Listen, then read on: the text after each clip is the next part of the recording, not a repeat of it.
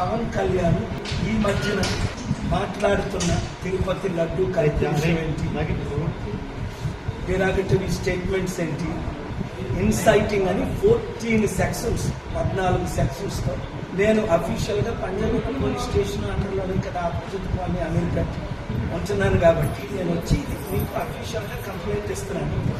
ఇమీడియట్గా ఆయన్ని ఇన్వెస్టిగేషన్ చేయమని, based on the sections FIR file చేయమని, తర్వాత అరెస్ట్ చేయమని.